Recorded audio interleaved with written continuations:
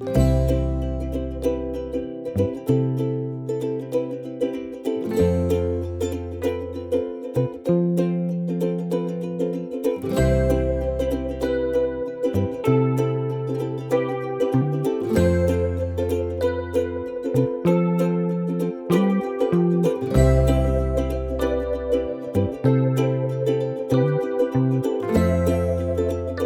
hello.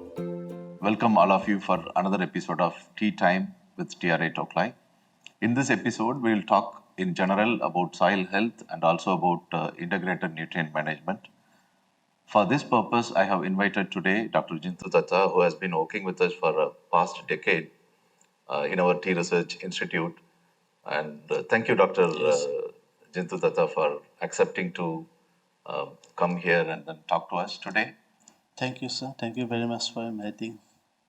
It's our pleasure. Actually, we will start from the scratch. When we talk about soil health management or soil health with respect to tea cultivation, Yes. What are we aiming there? Basically, sir, in soil health, it is a broader term, but we are now concerning about the soil health in tea cultivation. As we know, that soil is the dynamic natural body, and it has the multiple functionalities. But we are aiming the soil health in the terms of its ability to function uh, different processes in soil so that it restores the soil health, soil fertility status, soil growth of plants, and quality of crop. So, in a nutshell, if we want to say that tea is grown on soils, Yes. soil is the basis for Basis, yes. everything, and like we see things like hydroponics, Yes. where the plants are grown on water surface, surface, but then we are into soil, so soil health has to be kept Yes, intact sir. Yes. at all the times. So, in that perspective, what do you mean by soil health management Yes, in sir. tea plantations? Yeah. So actually, tea, as we all know, that tea is a monoculture and it has to be there in the same field for more than 70 years, or like some tea gardens also having their teas in their areas for more than 100 years. So, being a monocrop, being a long duration crop, we are applying most of the fertilizers, chemicals in the field, pesticides. So all are giving negative impact in the terms of soil health deterioration. So the soil health mainly concerns about the soil biological life. So all the biological life means soil microorganisms, they work in harmony in a complex food web so that all the soil functions can be done in a sustainable way. But due to this long-term chemical use in soil, the soil health has become deteriorated.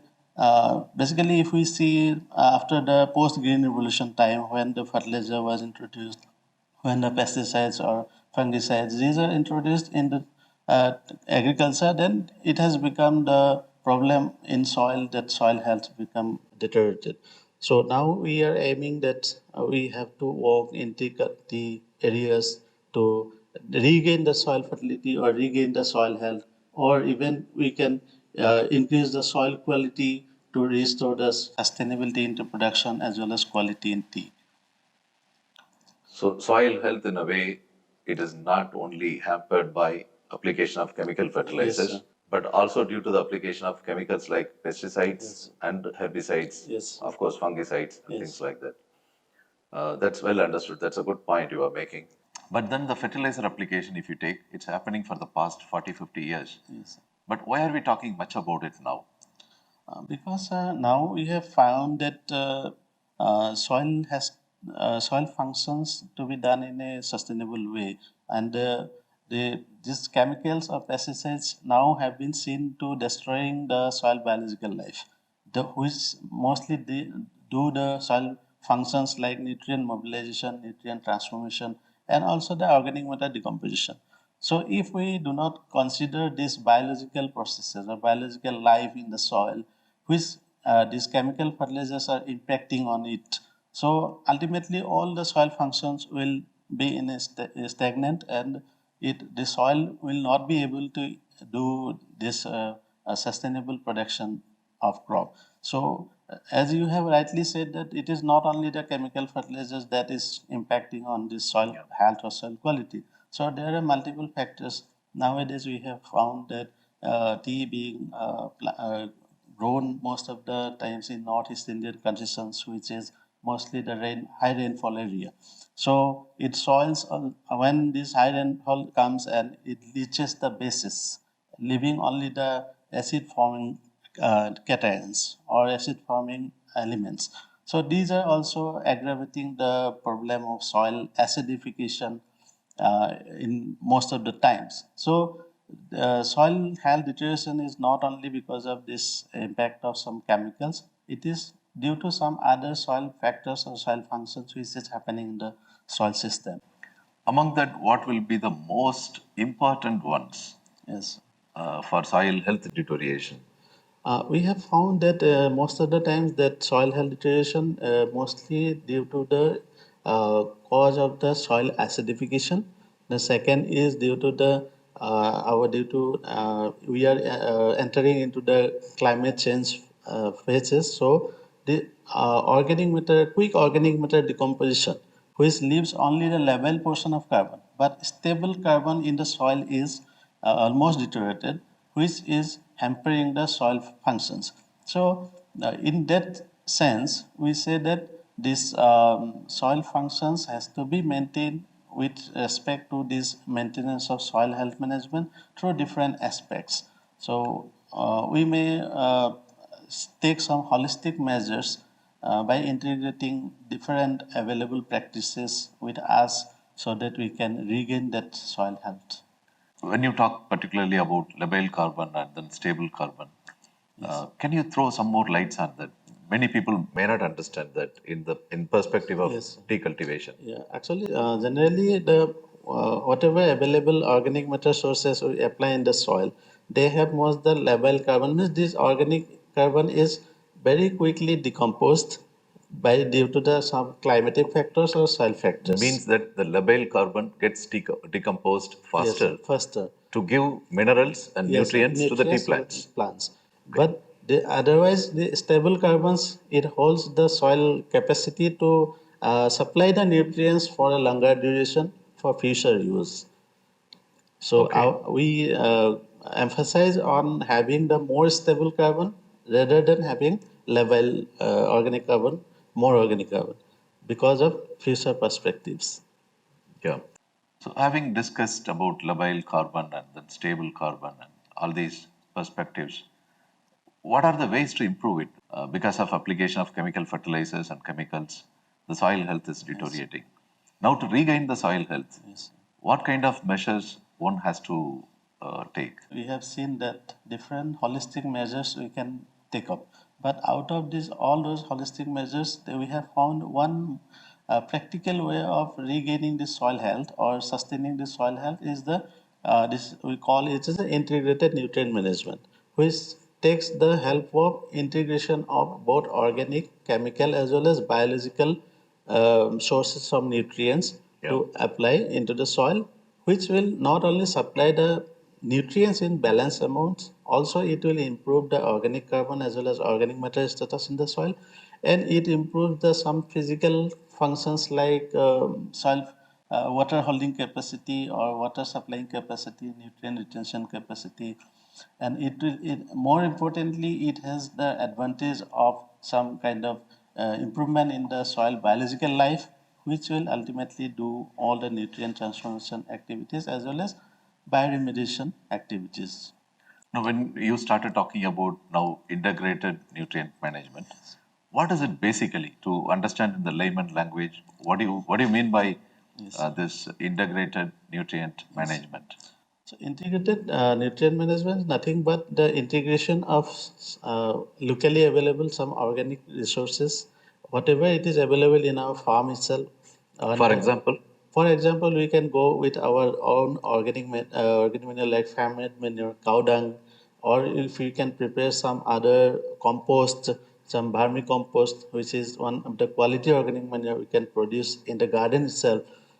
and some other biological inputs like some we can say the nitrogen fixing bacteria or some others like phosphate solubilizing, potassium solubilizing bacteria. Like this, we can integrate these all organic as well as chemical fertilizers in biological nutrient supplying sources in a holistic way. So this will not only improve the soil health overall, but it will also reduce the dependence on chemicals, chemical fertilizers, which actually deteriorating the soil health. Yeah, that is true. But one side, if you look at it as a planter, as a manager or assistant manager in the plantation, Yes. I have to show more crop Yes. yield to my management. Yes. Under that circumstances, if I touch upon organic manure or any other integrated approach, as you also mentioned, it is going to be a long-term Yes. result producing stuff. So how do I then justify application of this kind of manures, which you are not seeing the yield increase in the next 15 days or 1 month? Yes. Whereas when I apply urea, MOP, ammonium sulfate, I'm going to get yield increase immediately. How do you think that the managers and assistant managers how to put up this proposal to their top management? Yes. So that again takes into account the long run and short run our goals. Yeah. So In other words, can the managers and assistant managers show to their top management that the soil health is improved because of their approach on towards integrated nutrient management? yes, definitely, because we have worked on this integrated nutrient management for a decade.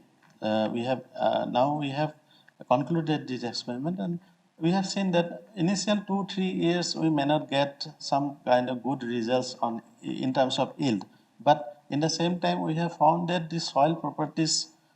Yeah, that is exactly the Yes. point I'm asking for. Yes. What kind of improvements you will Yes, see sir. in the soil properties? Yes, sir. So we have analyzed all the properties, like we analyze physical properties.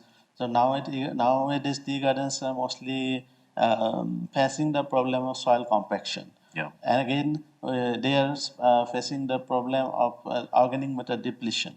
So these all three kinds of properties, like physical, chemical, and biological, and these properties we have found increase in organically managed integrated management plots, and but when we see that in the same time that only we have applied this only chemical fertilizers to recommended doses of fertilizers, although the yield was at par, but their soil properties we found to be depleted when times running.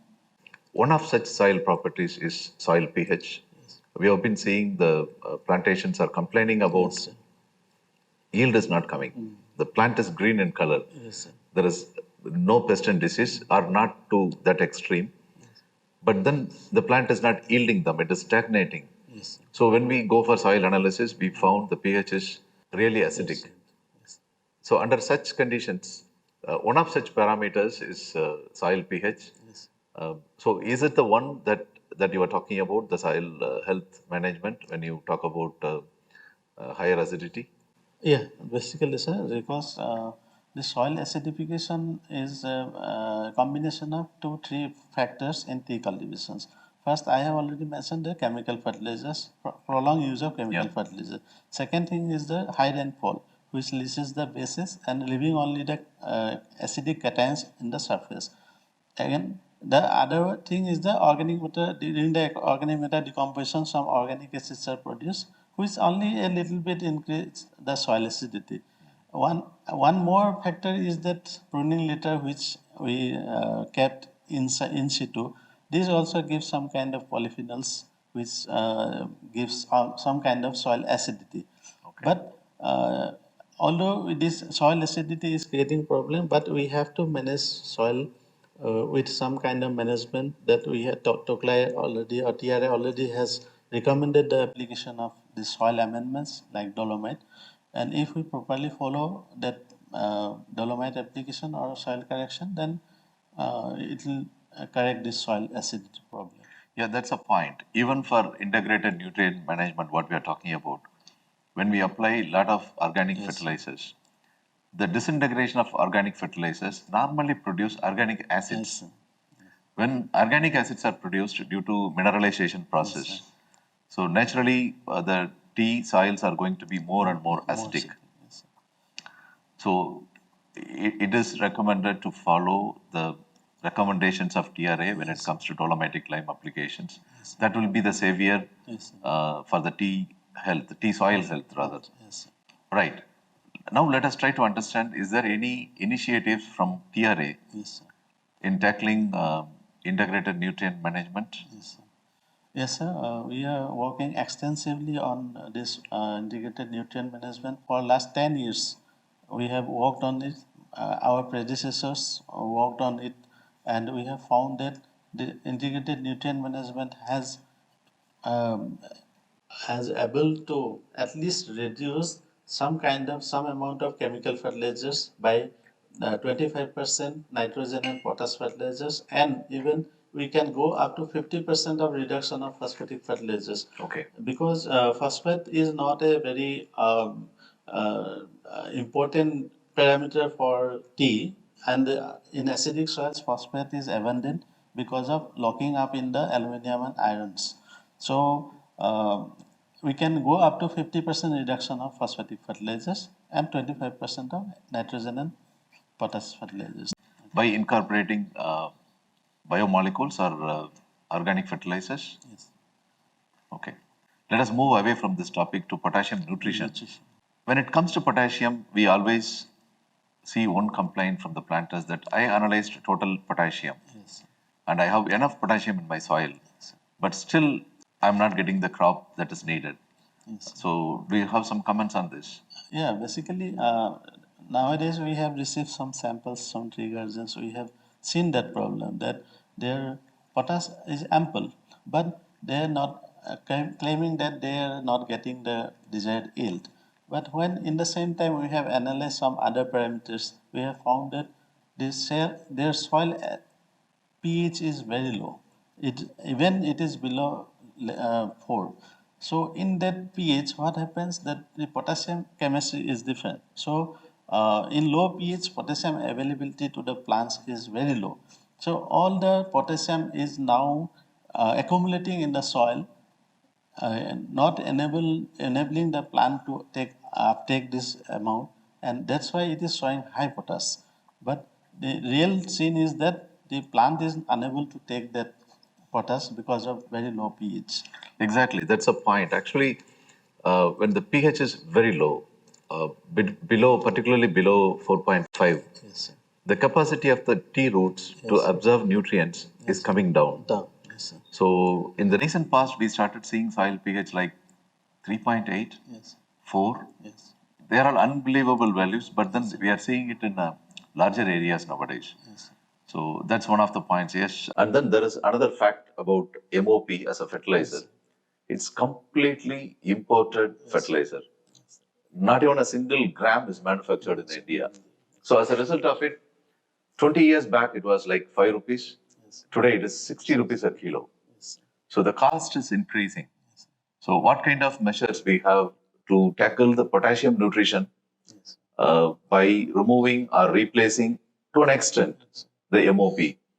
On the other side, what I have been seeing is through applying MOP, we have been giving a lot of chloride to the soils because MOP is nothing but potassium chloride. 60% potassium, remaining 40, almost 40% goes as chloride, which is not so essential for the tea plant and the tea soil system. So that is also creating an impact in the overall scenario. So what kind of measures we are advising or we are doing in TRA to tackle the potassium nutrition? Actually, you are absolutely right, sir. Because we have found that because of the withdrawal of subsidy or some other reasons, the potassium price has increased a lot. So, keeping this point in view, we have tried to find out some alternatives to this MOP in our recent research works. So, we have worked on different fertilizers which are being manufactured by some other commercial agencies. So basically, we have analyzed one particular nutrient that is called polyhalite. So polyhalite is one of the fertilizer which contains 4 nutrients. It not only supplying potash, it also supplies calcium, magnesium, and sulfur. And in our tea gardens, we have seen that because of this low acid, low pH, calcium and magnesium is very low. Again, sulfur, because of non-application of sulfur-containing fertilizer, sulfur is also low. And we have found in some gardens the sulfur deficiencies are coming up. So we thought that if we can give a complex fertilizer which contains multinutrient, which will address the problem of multinutrient deficiency. So we have taken up this polyhalite, and we have successfully completed this experiment, and we have found that extensively it can increase the yield of tea, but it is not replacement, but we have substituted some amount of MOP with polyhalite. So we have found after 4 years of experiment, we have found almost 11% yield increase, which was significant. And again, in the same time, we have found that because of presence of calcium, magnesium, and other basic cations, the pH, soil pH was found to increase from its original low pH level. So That's a good symptom. Yes, sir. In near future, we can say that this polyhalite may improve the soil acidity problem, and it may replace some of the dolomite which is required for correcting soil acidity in spite of increasing yield in tea. When it comes to the cost of application, cost of fertilizer, how is it comparing with MOP, polyhalite with MOP? We have seen it in two different ways. One is because MOP is already we know it is very costly. It is coming at around 60 rupees. 60 rupees, But yes. now we have found that polyhalite is coming around 30-35 rupees per kg. Again, if we go for soil correction with dolomite, then we also have to incur some cost on dolomite. So if we can go with polyhalite, which will not only increase the nutrient contents in tea but also correct soil acidity. So some of the dolomite cost we can curtail from these polyhalite applications. So we think that this polyhalite application will not only keep our soil healthy in terms of soil nutrition, but it will also reclaim the soil acidity in near future. Where is it coming from? Polyhalite is a natural mined material? Yes, sir. Polyhalite basically is a mineral. It is Mineral. naturally occurring mineral. It is coming from one company that is Indian Potash Limited as well as International Potash Limited. These are importing this, and we are getting a product from these companies. That's fine with the polyhalides, but then when it comes to another molecule called potassium ash, do you have anything to say about it? Yes, basically potassium ash and one more molecule that is potassium salt. Two different things. We are now it is taking as a research works in our present research findings that, and we have also got a project from National Tree Research Foundation to work on it. So this potash ash and potash salt, these are basically derived from sugarcane molasses. This is the derivative of the byproduct of this sugarcane industry. So once again, natural resources. Natural source. So Okay.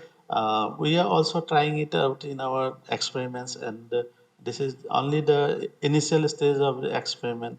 But when we did the incubation study, and we have found some encouraging results. Based on that, we are going to the field studies. So we hope that we'll have some encouraging results in field also. That's fantastic. Many times I see people getting confused about foliar application of MOP Yes, sir.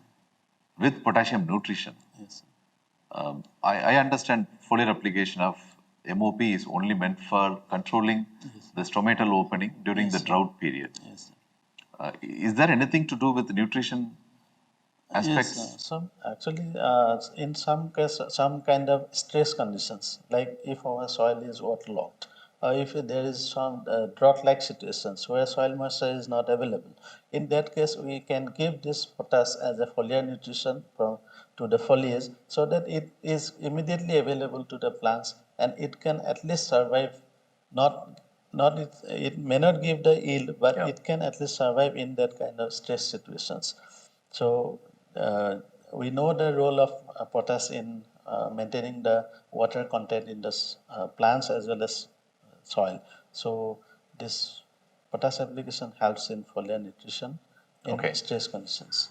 Uh, to talk about potassium sulfate, that is sulfate of potash, in other words, is there any work we have done on sulfate of potash in the past? Yes, sir. Work on potassium sulfate, potassium chloride was done earlier, but due to the cost in previous years, it was not. Even now, it is expensive Yes, fertilizer even because now it's it is imported. expensive. So, taking into the account of cost perspective, it was not taken into the fertilizer schedule in tea cultivation. But when you talked about polyhalite, Yes, sir. that's having some amount of sulfur also. Yes, sir. It has around 19%. 19% sulfur. Yes, sir. What are the other constituents of polyhalite, if you remember? Polyhalite, if we say potash is 14%, calcium is 17%, and magnesium it is having 6%. That's very good. Yes. Yeah. So thank you very much, Dr. Jintu Datta, for coming to this show and then trying to share your experiences and knowledge on potassium fertilizer and also about integrated nutrient management. It's only the preliminary talk what we have on soil science. Hopefully, we will come back in the next weeks with more important topics. Having said that, we talked about some chemical molecules today, fertilizers today. This is only to share the knowledge that what we have with the plantation community. None of these talks should be taken as recommendations by default. If at all it feels like a recommendation, I would recommend you to just reach out to the nearby advisory center and get consultation from our advisory officer whether that can be done, or you may simply write to the director to TRA. Thank you very much for all your encouraging words. We'll come back to you next time with another interesting topic. Thank you. Thank you.